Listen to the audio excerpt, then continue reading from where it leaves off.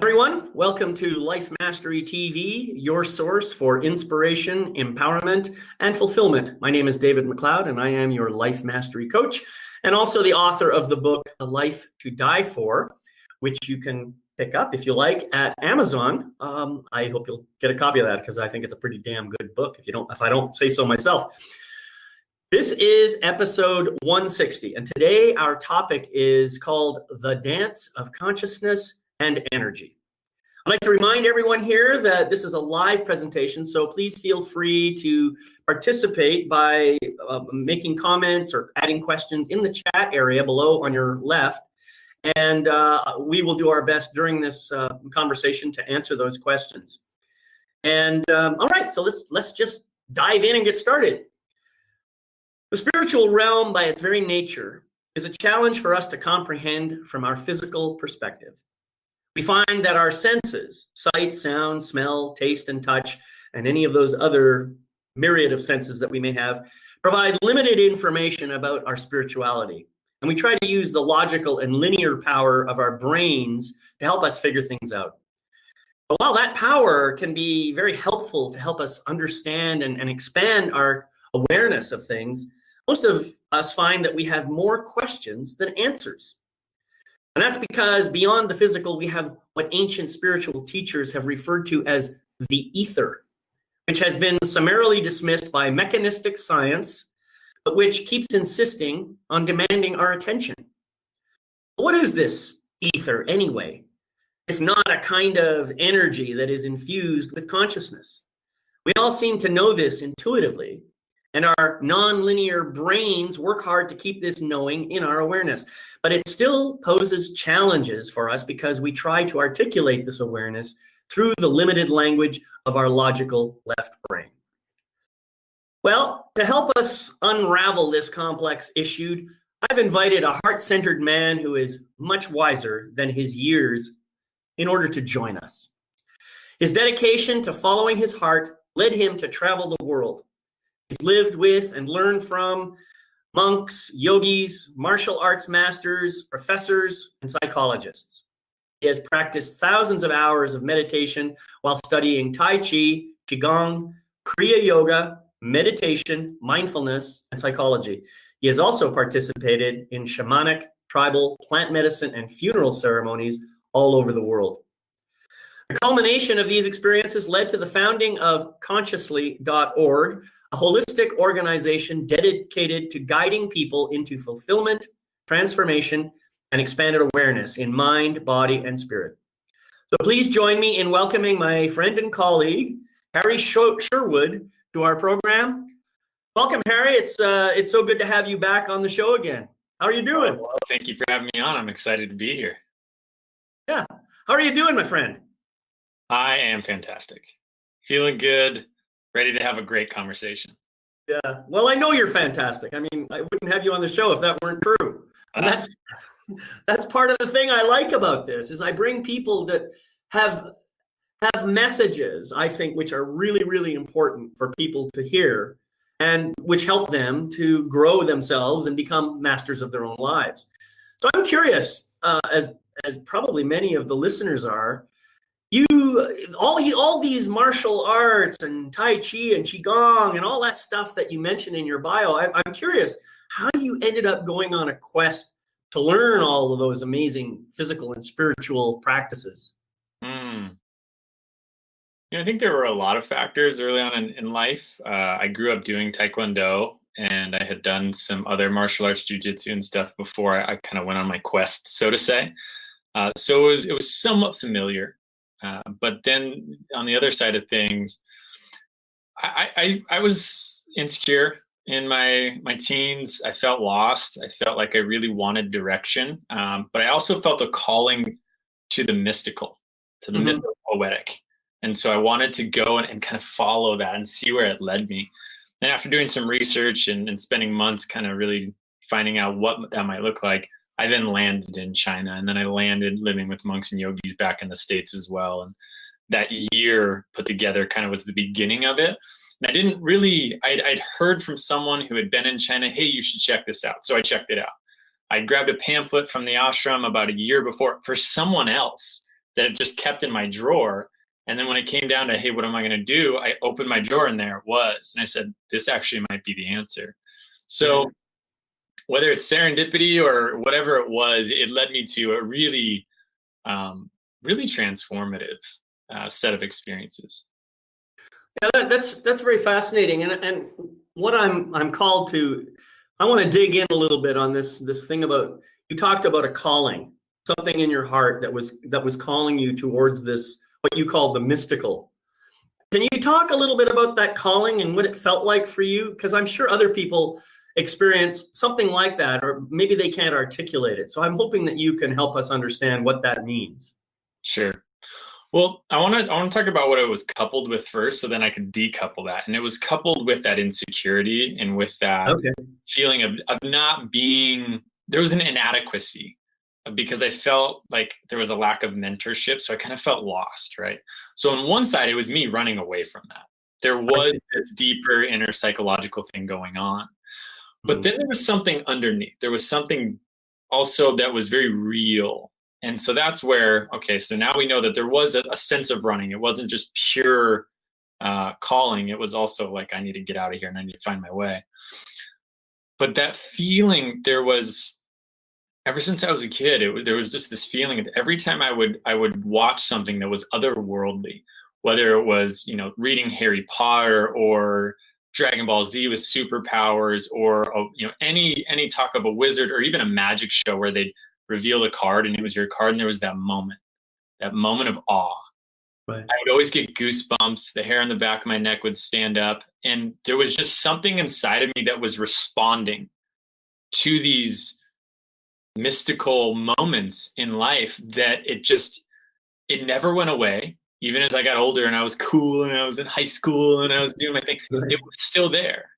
And so after a while, I was like, I really started to say, maybe there's something more to this. And if not, I hope there is, quite frankly, just because it really touches something deep inside of me. So I just started to listen to that more and more. Right. So it sounds to me like you touched into a deep sense of what I call wonder.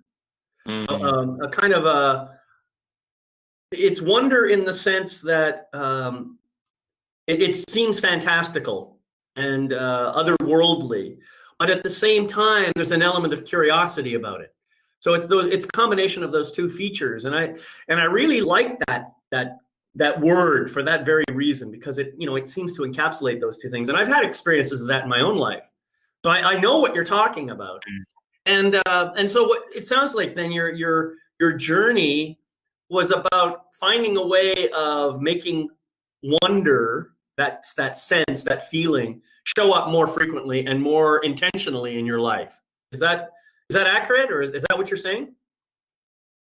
Kind of, yes. I love the word wonder, and that's absolutely kind of what I was following. But it wasn't conscious. Like I wasn't saying like, "Oh, I'm going to follow the wonder." It was, I hadn't become that aware of it yet.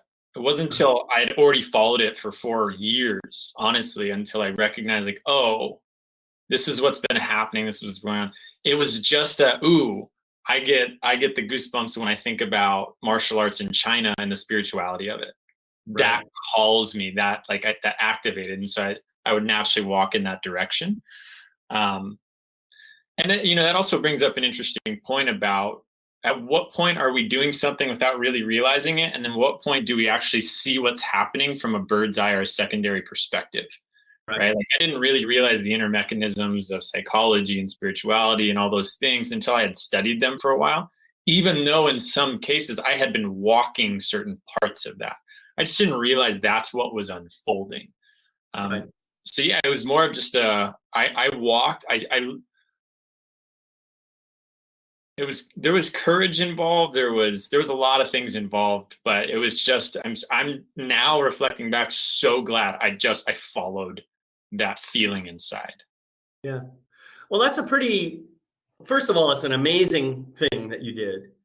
And I also think it's maybe a little bit unusual, because in my experience, when I observe the world around me, a lot of the people that I see, seem to be following a prescription for life rather than following their own inner calling for life. The number of people, I think, who actually follow their own true calling is pretty limited. It seems to be anyway. Now, I could be wrong about that. Maybe I'm just not seeing things deeply enough. But that's what appears to be the case to me. And I think that the reason people follow the prescription, i.e., I've got to go to school, I got to get a degree, I got to get a job, I got to get married, I got to get this house, I got to get this car. I mean, it's like a checklist, And I know I did that for a big part of my life. And so it seems like that is how many of us live our lives, from that place of following what the rest of the world tells us rather than following our true calling. And so I'm kind of curious about how it was. I mean, did you just follow your calling and you were encouraged to do so? Or did you find that there was some resistance from the other people in the world who wanted you to, follow the prescription? Bit of both, and internal conflict as well. It's there were parts of me that was called to it. There's parts of me that were saying, "What are you doing, man?" And then there was people outside that were saying, "Hey, that sounds interesting, and I hope it's really enriching." And then other people were like, "Dude, you're insane." Literally, I got called insane a lot, especially in the early years. So it was probably a compliment, and they didn't realize it. I mean, it definitely felt like a part of them saying that is, I even had a few people say, "That sounds great." I wouldn't have the courage to do that. I wouldn't be able to do that. So they recognized that there was some courage necessary to do it. Yeah, there was that interesting. Sounds so nice. I would never be able to do that. So, right. Yeah, I think there's a bit of both, and that's also a part of in the topic of following one's heart and that inner calling.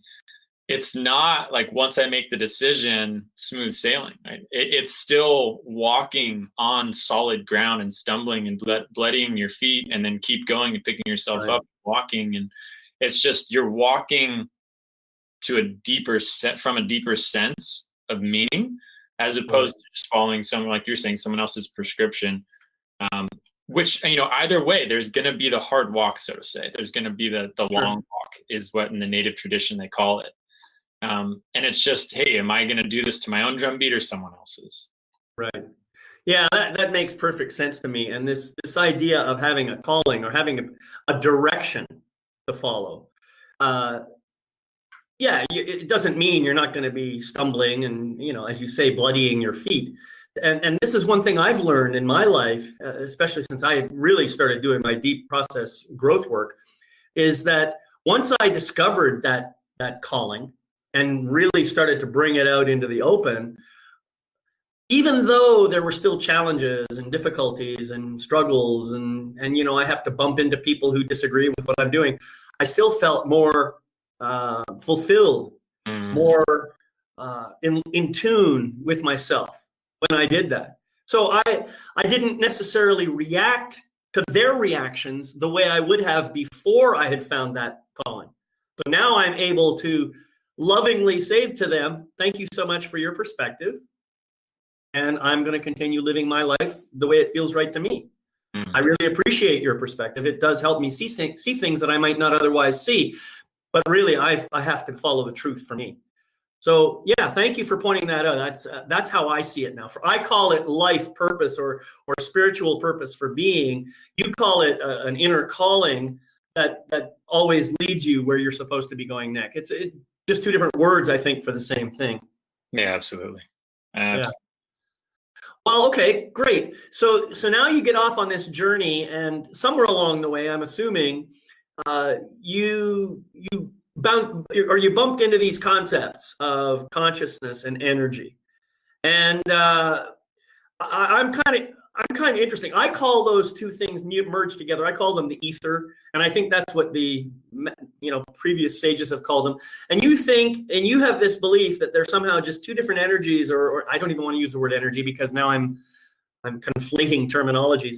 Two different ideas, let's say, that are somehow merged together, and that they intertwine and they dance and they do all kinds of interesting things. Let's get into that now and talk a little bit about what that means for you.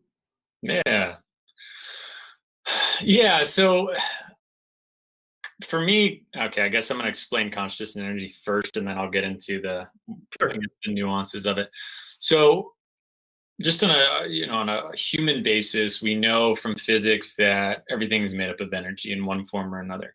Right. So we're kind of in this huge sea of energy, whether that energy is manifesting as a physical or a non-physical, a wave pattern or a particle, so on and so forth. It's all just different forms of energy.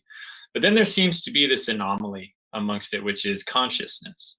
And some materialists say, well, it's an epiphenomenon of the brain, meaning it arises out of the physical. Other people say, no, that's not possible because then quantum physics wouldn't really work. And since we know about quantum physics and it works in this really weird way, it actually seems like consciousness is the original substrate and the brain is just tapping into that. And some people say they're co-arising. And so there really isn't an agreed upon what is actually happening here. Nonetheless, consciousness has really been the thing that has stumped Western perspective for a long time, but the Eastern perspectives have been talking about it for thousands of years as this deeply profound part of the self. In fact, it is the true or deep essence of the self that does outlast the physical form and does outlast just this experience of being human. For some of them, it was you could have thousands of experiences being human, being animal, being alien, being mineral, being whatever. And it's still the consciousness that is the constant. It's still the consciousness in one form or another that is the underlying part of reality that is always there. Right. And that can, I think, inside of us can be tapped into just kind of asking yourself, well, there's a part of me that is aware in this moment. I had to do absolutely nothing to activate this awareness. It's been there since the moment I was born. It's just there. It's just like a video camera perceiving. And then there's this overlay of identity, overlay of mind, overlay of a lot of these different things that really kind of make up the human aspect of us. So we have this deeper consciousness and then this human aspect, which are all energies that are kind of creating this experience that we are having. And so within that, I'm not so sure that consciousness isn't an energy. I wouldn't go as far as say it's not an energy, but I also wouldn't go as far as say that it is. It seems to act slightly differently than energy. It seems to, through consciousness, energy responds. So the intent of consciousness, even on the deep quantum level or the causal realm in certain spiritual traditions, it takes the consciousess's willpower, consciousness's focus, and then it starts to create and manifest and create this world that we live in incredibly complex ways that are really profound. I get, the more time I spend focused on it, the more I just become fascinated by it. More goosebumps? More goosebumps. Yes. Yes. And I could totally get into one of those ways, just through evolution. And if we look at evolution through this perspective, it's actually deeply fascinating. But so yeah, I mean, that's just like a general real quick. And then as a part of that births this dance of consciousness and energy. Well, as part of me is consciousness and part of me is energy. They interact in a very specific way, and it might be in deep conflict, or it might be I've started to learn how to flow.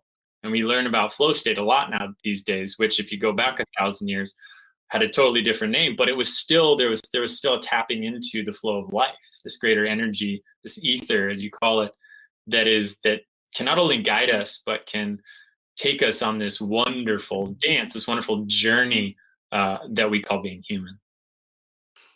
Well, this is really fascinating to me, and I know that we could go extremely deep down this, let's call it a rabbit hole for want of a better term. But the idea to me, I guess I hold a slightly different perspective, and that's we just have the perspectives that we have. For me, if I believe that there's something different between energy and consciousness, then that leads me to wonder, well, then what happens if there were no humans? Would we even know that consciousness exists? I think we can agree that energy certainly would exist if humans weren't around, but maybe not. Maybe all of this is just made up by us. Who knows? It's just it's all a big theory anyway. I mean, I personally believe that there's no such thing as objective reality. I don't think a reality can even exist in the absence of a consciousness to experience it. So If there is nothing to experience this reality, how do we know it exists? It's a complete theory. It's a mind meld, if you like. And I think it's actually worth spending some time there, because that's okay. fun. Let's go. Yeah, this is the fun part of the conversation, because this is really where, just the base of reality starts to come into the conversation. So, in you saying that, I agree, and I think that it really gets into what is objectivity, what is reality. Honestly, like what how can we define reality? And what I've kind of come to over the years is, well, on some level there is objectivity. Even if it's not an absolute reality, on some relative reality, it is a part of the experience that we are having.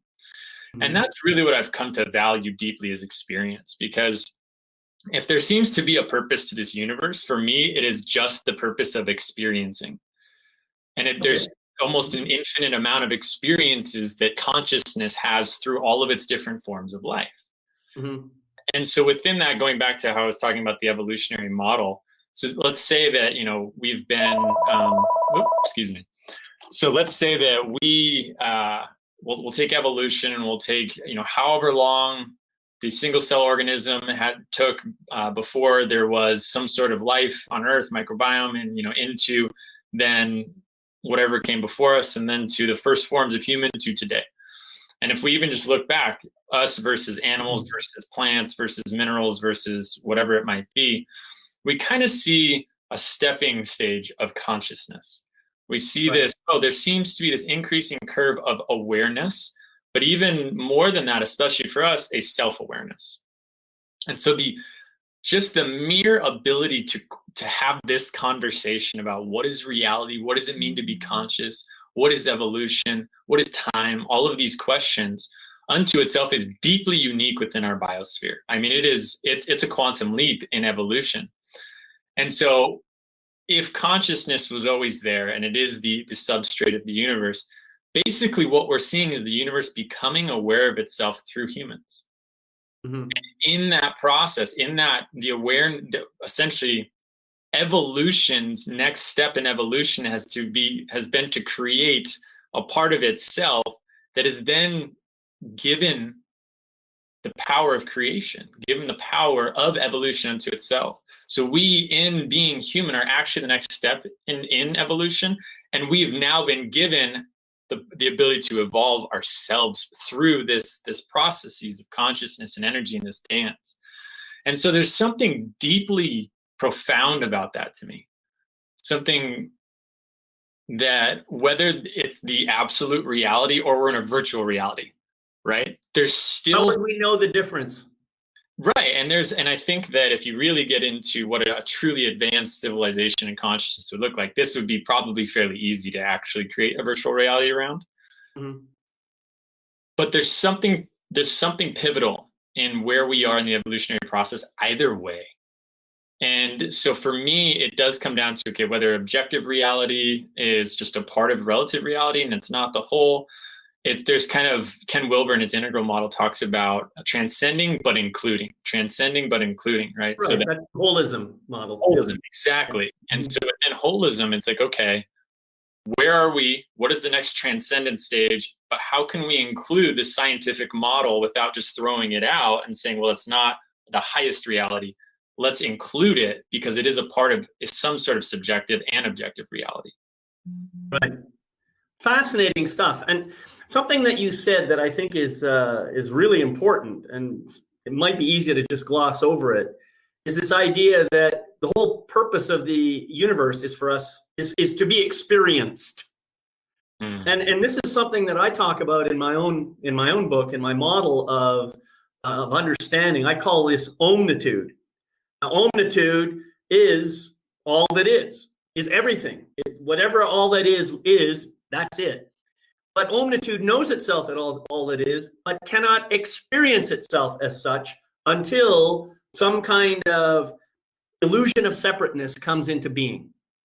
And that's precisely what we are involved in. We are part of this illusion of separateness that allows us to experience different aspects of consciousness and different aspects of omnitude, if you like, so that the sum of all those experiences hopefully will integrate together into the whole experience of all that is.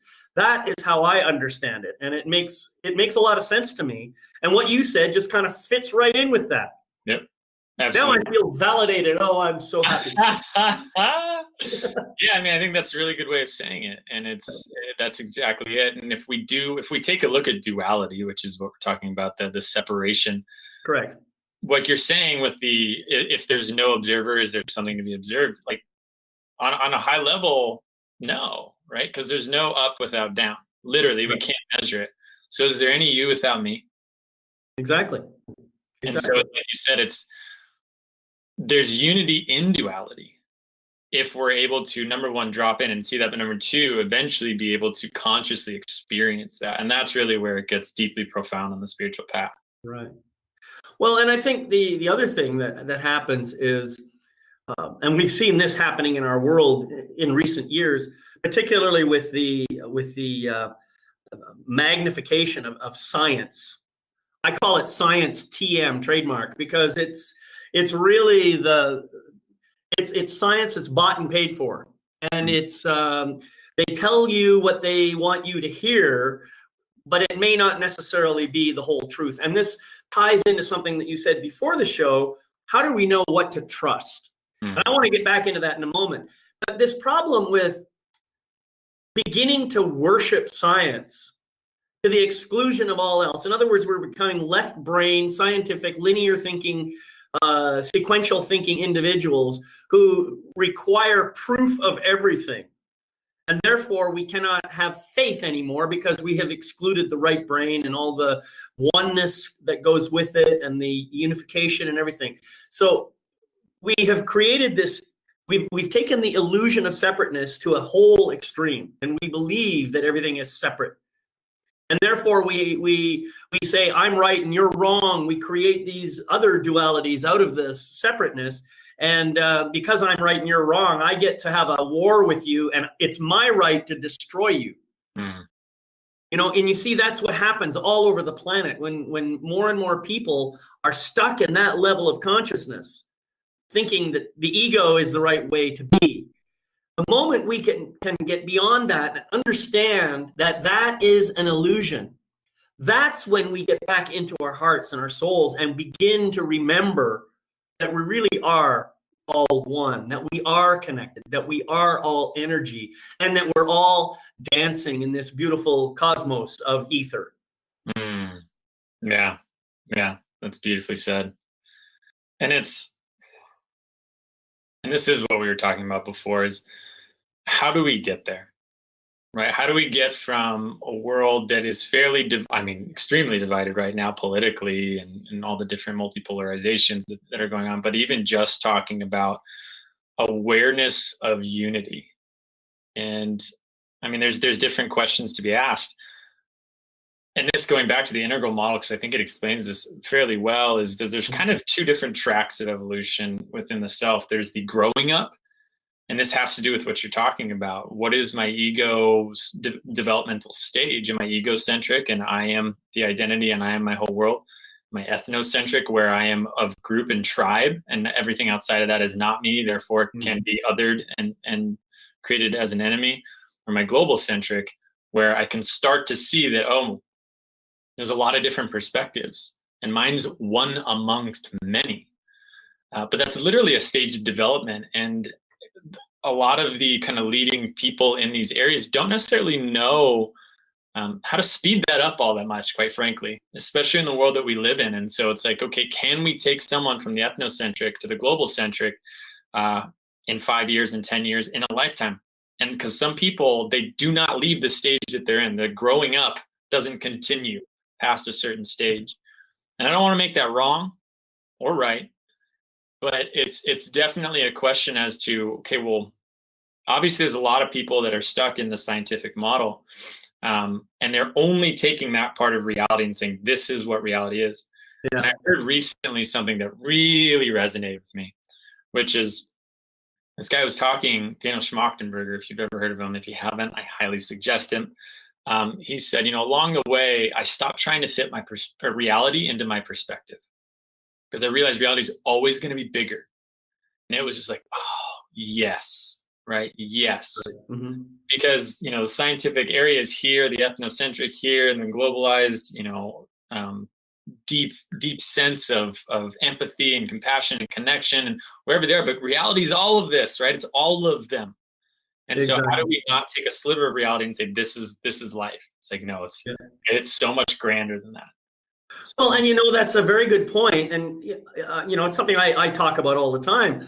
And that is, most of us, because we are living in this physical world, we do rely on our eyes, our ears, our nose, our mouth, and our fingers, and those senses primarily are the input devices that help us to make our way around this physical world. And it's easy for us to make the mistake of assuming that if we cannot sense it, let's say, through one of those 5 input devices, then it doesn't exist. That's how we tend to think. And that's the thinking process of the ego mind.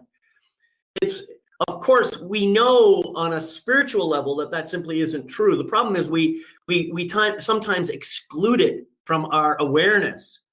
And sometimes when I'm interacting with people, for example, I forget about my spiritual nature sometimes. Mm-hmm. And I might let my ego run the show. And so consequently, we get into an argument.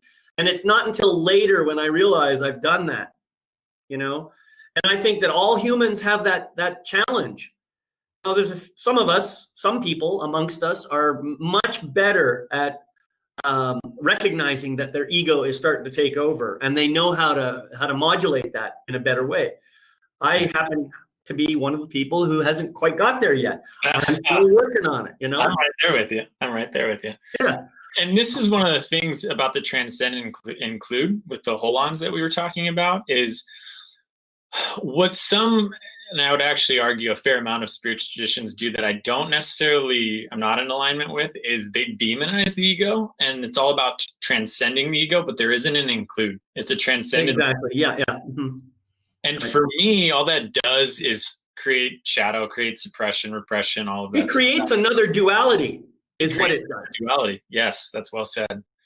And so within that, it's like, okay, if I recognize I have this ego, and it's actually made up of a lot of different every single stage of development is in there. Wherever I am, all of the other ones are in there.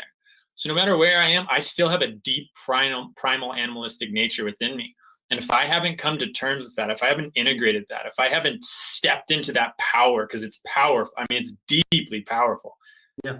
I'm not integrated, and I'm not in true alignment. And so that part of me is going to poke its head up in conversations from time to time, because usually sideways. Yeah, exactly. And it's going to shock us. And it's like, where did that rage come from? Yeah, right. That's not me. Yeah, exactly. But if I can step into that consciously and come to a vibration with that rage, and this is really something that's hit me recently, is I used to look at emotions as a spectrum, right? Hatred, rage, and depression down here, and love and joy and peace up here. And they literally are on a vibrational frequency difference. But I created a hierarchy out of them, and it was like everything that was past the mid-level was bad. Right. Even if I didn't want to call it bad, like there was still a part of me that was like, yeah, but get rid of those. And recently I've shifted it to a spectrum, and it's just like, nope, they're all on the same level. And the more profoundly I can be with them, the more I really drop in and I honor them for what they are. I realize it's not the emotion itself, it's my relationship to the emotion that creates whatever it is that creates darkness in my life. And if I can come to terms with that using rage, since that's brought up in that primal nature, there's actually a sacredness to it. If I can really get into this divine aspect of the primal, like it's profoundly connected to life, profoundly connected. And that's really where I think someone like a Jesus Christ, like, even if you just read some of the way he spoke, it was with fire. Like he was connected all the way. Highly passionate. Absolutely. Yeah. And because that passion had been brought into alignment and had been expressed in a very, very clear, not a lot of noise, very clear signal way. And I think that's part of integrating the growing up we didn't even get to the waking up part. We can do that. But yeah, I think it's a very important aspect. Yeah, I totally agree. I've been saying this for years about emotions. There's no such thing as a bad emotion. Mm. You know, there might be things such as bad behaviors or unacceptable behaviors that are triggered by certain emotions, but you just have emotions. You just the way you have sensations in your body, you know, or just the way you have energy coming through your eyes, so you create an image of something in your head. All of that just happens. It's just natural. It's beautiful and it's wonderful. Mm. However, how you respond to it is what matters. That's the part that you have control over. So you can take anger energy and direct it very, very positively and in a loving manner towards whatever it is you're trying to do. I can be very angry about somebody who's trying to hurt my child or my friend or something like that, and I can do whatever I have to do and you know, to stop that from happening. And that comes from that place of love, really, even though it seems to be expressing in this way that many people would call anger or bad or rage or whatever. You know, it's just energy. That's all it is. So for me, anger is the energy of action. It's the energy of doing, you know? Whereas love and sadness are more energies of the heart. They're more emotive energies, you know? And fear is an energy of the mind. It's kind of the thing that causes my mind to go all jabberwocky and start, you know, going crazy, even though 99% of the time there's absolutely nothing to be afraid of, you know? And joy, on the other hand, which is I think of the highest level of energy, is where I am completely one and unified with my true spiritual nature. And that is a great feeling when I get there. So, you know, they're all beautiful energies and they all have a usefulness within them, and they all serve different purposes. Neither one is good or better than the other. So, Yeah. yeah. Yeah. And I think that, you know, what you were saying is just where our consciousness comes in, where the conscious choice comes in is really important. Because number one, for a lot of us, a lot of this is under the surface. It's subconscious. We're not quite aware of it yet. And that's where the self-reflective process becomes deeply important. But the more I get to learn my internal processes, when am I triggered? Why am I triggered? You know, what's going on, whether it's through psychotherapy and going in my past, or it's just be a presence practice now, whatever it might be, the more I can turn something that it's been bottled up and super distorted into, I let it loose in a very healthy way that can really actually help me, and it becomes more clear, very vibrant. And I do that with all of the kind of levels of, you're saying heart centered, you're saying mind, you're saying, you know, the primal, all these different things. And if I can do that on multiple levels, I become this incredibly clear energetic source. There's the distortion is just fading away.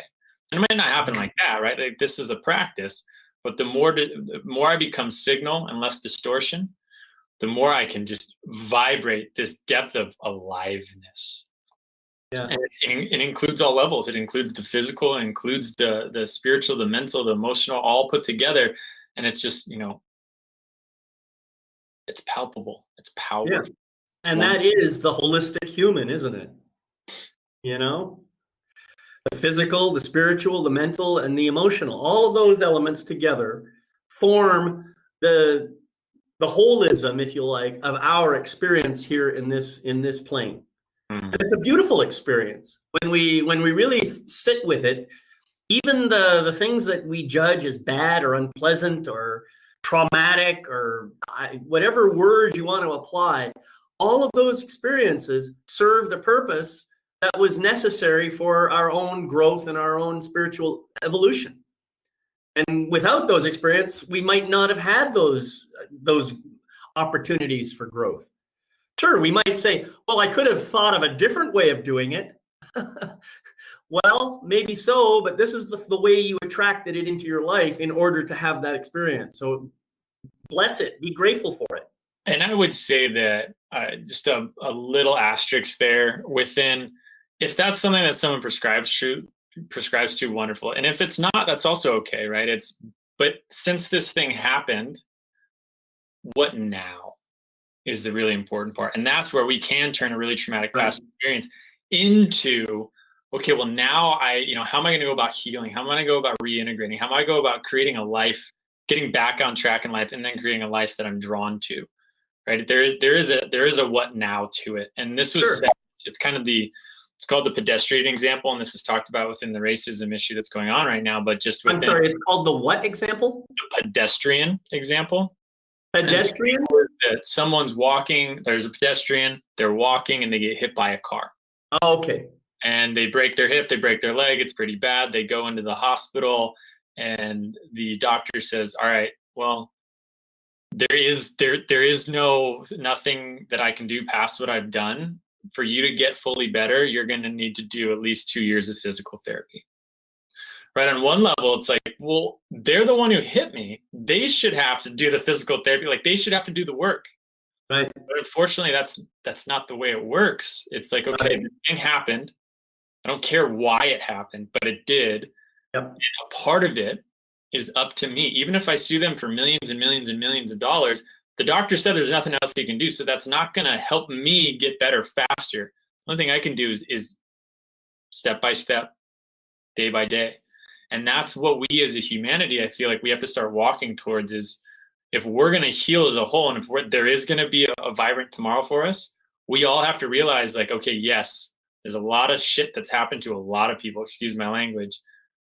We have to start walking forward step by step, day by day, and healing together collectively, or tomorrow for us might not be so great. Yeah, I mean, that's exactly right. I totally agree with you. Now, you were mentioning something about the waking process, waking up, Yes. which is something that it seems like we have been triggered into a kind of a wakefulness or waking up process as a result of what's going on in our world right now, today. Why don't you talk a little bit about that as part of this, the dance of consciousness and energy? Yeah. Yeah. So, I mean, there's a couple different ways waking up is kind of talked about these days. One of them is what we were talking about before and what you just mentioned, which is people are becoming aware of things they weren't previously aware to, like our government really doesn't have the best handle on things, like the media is more full of BS than actually sending out good, truthful things to follow. Like there's an awakening to, hey, wait a minute, I'm going to start questioning my reality, which is really important. But then on I talked about growing up, which is the stages of development and becoming a more integrated human. But there's also like a parallel system, which is the waking up system. And this is what you see in most spiritual traditions, which is the evolution of the depth of consciousness itself. I go from experiencing being this separate entity to maybe truly palpably experiencing this unity with my environment, with the earth. And then maybe it gets deeper into this unity with all things in the universe. Maybe it gets deeper into this depth of void and stillness that is beyond life itself, or it is life itself. And then there's like the deepest deep, which includes all things. And it's not like oh, that sounds nice as a concept. Like there are thousands of people who have come back and said, okay, this is what I experienced. What did you experience? What did you experience throughout thousands of years of history that we have at least documented? And there's been very, very, very consistent things coming up amongst the expansion of consciousness, the expansion of like, oh my gosh, there's an infinity out there that can be consciously experienced. And it's deeply powerful. It's deeply powerful. And so, you have old spiritual traditions working on waking up. You have more modern Western perspective working on growing up. And they're kind of like floating off by like this. They're not necessarily integrated. And I think that's, well, at least within Wilber's integral model, but what we're starting to see today is a recognition of why both are important. Because like you talked about, if we only wake up, we create duality with the ego. And if we only do the ego, we're missing something deeply powerful about life, about reality. So how do we bring those together? And so talking about what's happening today, I think,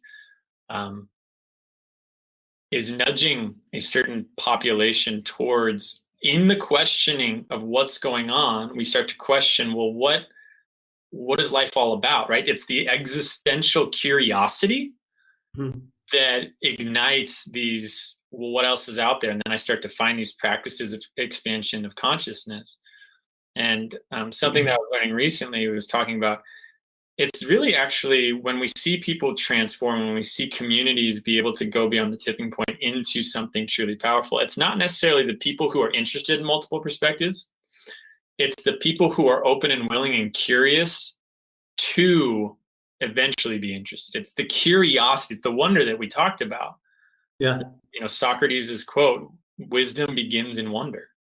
Yeah. Right? We need to wonder about more aspects of life in order to start seeing, hey, what's going on here? That's right. Yeah. Yeah. Did you ever see the movie, What the Bleep Do We Know? Well, okay, I don't know if you remember this, but there was one scene in that movie, it was probably about halfway through, where there was, it had to do with the Native Americans, I believe. And there was these people were just, killing their farms and whatever else on the roadway. Meanwhile, the shaman is standing there and he's looking out onto the ocean and he's seeing all these ships arrive. And the rest of the people they seem to be like, it's like they can't see the ships. They're blind to them. And the shaman looks at these people and says, "What's wrong with you? Why can't you see what's right in front of you?" So he goes and he touches each of them right on the forehead, right at the third eye. And as soon as he does that, it's like he awakens them somehow. And now they can see the ships that are arriving on the horizon. It was a rather interesting scene. And to me, it seems that's where we're at today. The metaphor is a little different. We don't have people killing their farms. We don't have people, but there's something coming over the horizon. And people are so busy with their heads down in their computers, in their laptops, in their phones, and focusing on their lives that they cannot see what's going on around them. And so people like you and me, we are trying to poke people on the third eye and say, "Hey, look, take a look out there." And most of them at this point are still in resistance mode. They're saying, "Not interested. It's bullshit because it's not here on my computer. It's not, it's not right in front of me." That seems to be what's happening. So how do you go about helping people to wake up to what's really happening in the world without in any way trying to force them? Yes, I have two answers. One is what I currently do, and one is what I'm trying to learn how to do. So what I currently do is I meet someone where they are, right? Maybe they're an ethnocentric perspective, maybe they're in globalized perspective. It doesn't really matter. It's just, where is their person? What are their interests? What are they called to? And then as I'm potentially helping guide them towards that, I can bring in perspectives that might naturally start to broaden their ability to perceive, so to say. And so those are through different modalities. I think meditation is a really powerful modality. I've been doing a lot of heart math trainings recently. I really like that, and getting into heart coherence. And then just, helping with lifestyle stuff. I find that if we're overwhelmed by our immediate environment, looking beyond that is going to be very difficult. So learning how to just kind of get our own life in order, bring our own nutrition in order, feel better, have more energy, I think is really important for people. It's kind of the whole put the mask on yourself if the plane's going down before you help someone else. So essentially what I do is in some cases try to get people to put the mask on themselves so that they can start, okay, now I can actually pay attention to something outside of my zone. Maslow's hierarchy of needs is often talked about, and the base one is just our basic needs of food and survival. And I on a lesser extreme note, but still on the same understanding of, okay, how do we get people's baseline needs met, even if it's the first couple stages, so that when we bring up, okay, now I want to draw to your attention that we are a global ship heading at an iceberg right now. We're the Titanic, kind of. And the more of us recognize this, the more we're going to have the ability to turn the ship.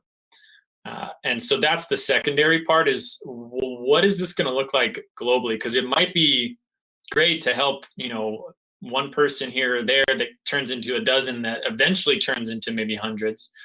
But that's over a long period of time. And while I'm deeply passionate about that, I'm recognizing it might need to go a bit quicker.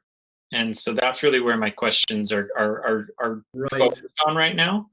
And I have some theories, but quite frankly, I've learned that it's deeply complex, and it's something that is going to take a fair amount. Yeah, I think. Well, I think you hit the nose or hit the nail on the head. The idea is time seems to be of the essence right now. If we don't do something soon, well, we could have a whole lot of shit hitting a big giant fan. And who knows what's going to happen when that occurs. So, I do what I can to help. I just keep showing people stuff. Some of them will look at it. I think it's kind of like, I remember when I was going through my own personal growth journey. I was married for a while to this woman who was a psychotherapist, and she was a very loving person, and she would tell me things which I would just summarily reject. But I didn't know that I was doing that. It wasn't until someone else outside of that would share something very similar, perhaps in a different way, that I could see it. And then I would go back to my wife and say, guess what I learned today? She looked at me.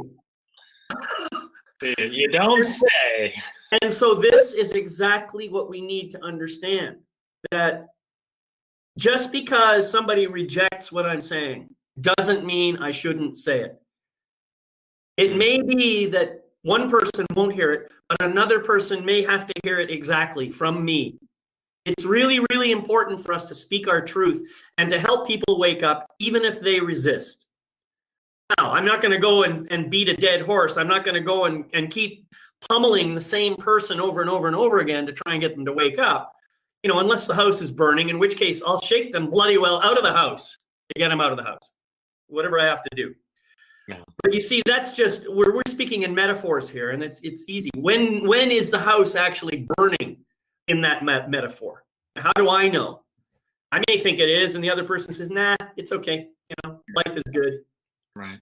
So this brings up my final question, which I think is really important here. You've been talking about levels of consciousness, and we've had this dance of energy and consciousness. And I really like your view of the levels of consciousness. But I want to try and bring in, have you read any of David Hawkins' books? You know who David Hawkins is? Well, he wrote many books on hierarchies of consciousness. I think his most famous book was called Power versus Force. And it's a really, really good book. I liked it a lot. I don't agree entirely with his perspective, but he talks about levels of consciousness on a logarithmic scale going from 0 to 1,000 or something like that, where 1,000 represents virtually infinite consciousness, or at least capability within the human physical body. Obviously, there's consciousness levels beyond that don't involve a physical human body, but he used that scale. And I'm just curious what you might know about that, or how you might describe that kind of hierarchy.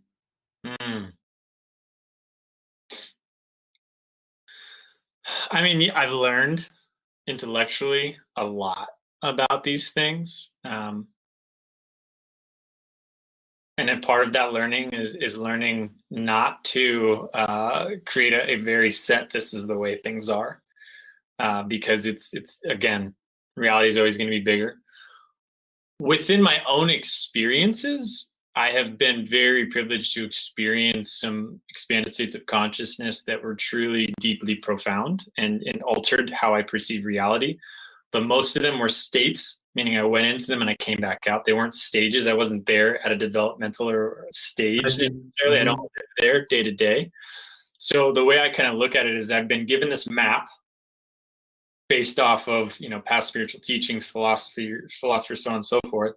And then I've had experiences that kind of say, oh, this seems to be this valley here, or this seems to be this mountain peak over here, right? And so it's like I'm starting to travel the map more and more, but I by no means have my own, well, this is the way the depth of consciousness is. But I can speak a little bit to what I've experienced, and it's just as much as I've experienced, deeply and profound levels of, emotional or energetic experiences like bliss or love that were beyond what I had ever experienced in the human manner. They were more of the divine level, divine taste of those things. I've experienced my consciousness going beyond my physical body and into my surroundings to the point of a merger occurring that Harry or I, as an individual, that it didn't fit anymore. It just wasn't the case. And what I would say about these two, as well as the other ones I'll bring up, is almost every single time they felt more real than the kind of average waking consciousness. There was something deeper and more profoundly connected about them. So before you proceed, what you're describing sounds like, to me, so you're describing as a kind of an expansion into different levels of consciousness. Whether you stayed there for long is irrelevant. How I was seeing it as you were describing it was a kind of a revealment where layers were being peeled off. The old layers of what you believed yourself to be were starting to go away, and you were starting to emerge into the truth of who you are. That's how it landed on me. Does that kind of resonate for you? Yeah, absolutely. Absolutely. There's definitely, it was a pulling back of the veil to a reality that was, again, more true. And therefore is actually I don't want to say the natural state, but definitely one that felt very natural as opposed to the confined experience of human, which I think in itself is deeply profound in its own way. Right. So yeah, I think that's very fair to say. Yeah.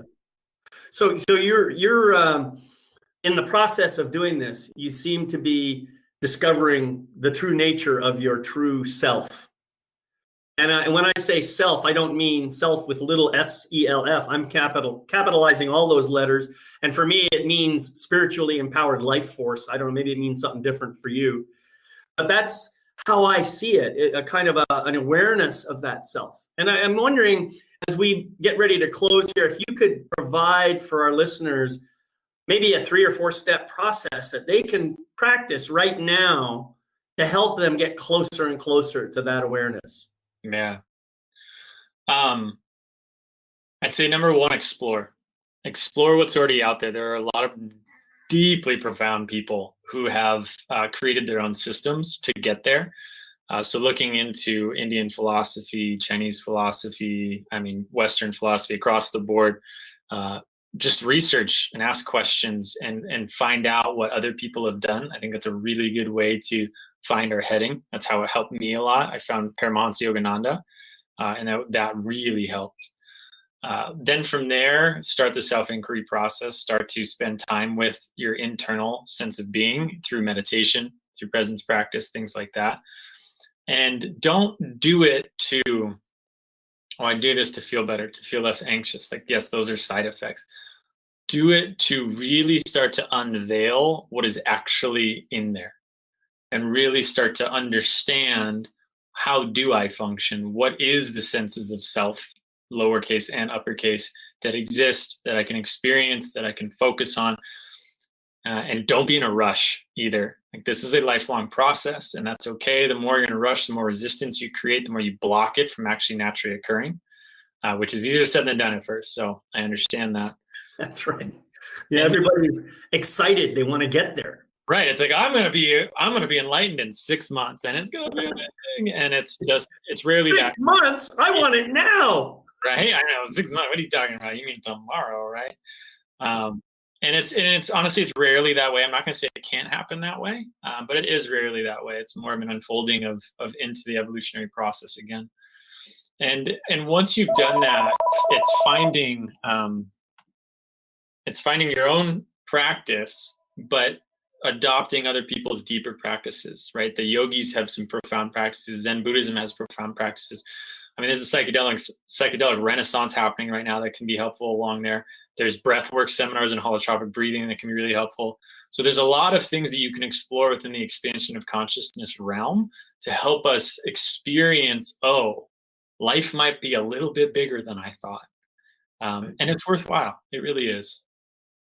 Well, and as you've been describing this, it seems to me that the dance of consciousness and energy is really a dance about deepening our understanding of who we really are. It's about peeling away the falsehoods and the masks and the unrealistic perspectives and filters that we have in order to see things as they really are. And that's really what I think this total awareness thing, total waking up thing is really all about. Yeah. And it's, it's the transcend and include model. It's okay when I've really integrated primal, my heart, my brain, my physical, mental, emotional, spiritual, it becomes a way of being that is of flow, that is of the Tao means the way. It's like the flow of the river, the way of the river. And sometimes the river goes down rapids. Sometimes it's just smoothly along. Sometimes it's beautifully swift. But if we find that and we just surrender to it, it becomes this beautiful dance. It becomes this amazing unfolding of life that is truly, it's so beyond worth finding. It's so beyond worth finding that I can't highlight it enough. Right, and a final note here that just occurred to me as you were speaking, going with the flow or flowing with life doesn't mean that you are not or you do not have the ability to create what really resonates for you. You can still have a very clear purpose in life, and you can allow flow to take place while you're moving towards your objectives. Would you agree with that? I would say that someone who's truly surrendered to the flow actually is more action-based than someone who hasn't, right? Because a lot of times what we're resisting in life, what we're resisting with the flow is actually taking action on our heart's calling. Right. And so it's actually surrendering to doing something that a lot of people get stuck on. Yeah, that's right. I would say that the creation process that's truly authentic to us is the Tao. That is surrender to the flow and getting the Tao, the flow, the great perfection, all those things that you call it. Yes, and sometimes it's actually harder to do that because sometimes when we're being guided, we're like, "Whoa, I'm not going down that dark alley. That sounds terrible." And it's like, go. That's right. Yeah. So Harry, it's been absolutely fabulous. I just had a great time. Our time has flown by, and I'm wondering if you have any final words you'd like to share before I close out. Be passionately curious. Start exploring what's happening in our world on a very high level. There's a lot of people out there doing wonderful work. Start exploring your internal processes. Start exploring the depths of consciousness. Because now is the time. We've never been in a time where we've had access to this much ability to learn about these things and to do them. So be passionately curious. That is, for me, one of the most important things that anyone can do right now. Yeah. Thank you. That's beautifully said. And thank you all for watching today's program. Remember, you can catch this recordings of this and every other episode that I record on my website at lifemasterytv.com. That's life-mastery-tv.com. I truly hope you enjoyed this presentation as much as I enjoyed being here with my good friend Harry.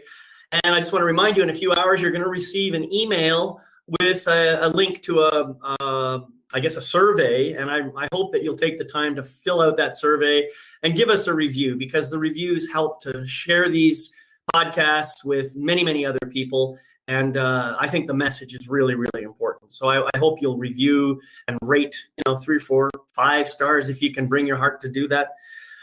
And finally, I'd like to remind you about a practice that I do every day. It's called the Life Mastery Mantra. And it goes like this: I gratefully forgive myself for being the imperfect being I have been in the past. I gratefully accept the magnificent being I am right now. I gratefully welcome the evolved being I am becoming in each new moment. So until we meet again, I am David McLeod, your Life Mastery Coach, wishing you love, light, and blessings on your continuing journey. Bye-bye for now. See you next time.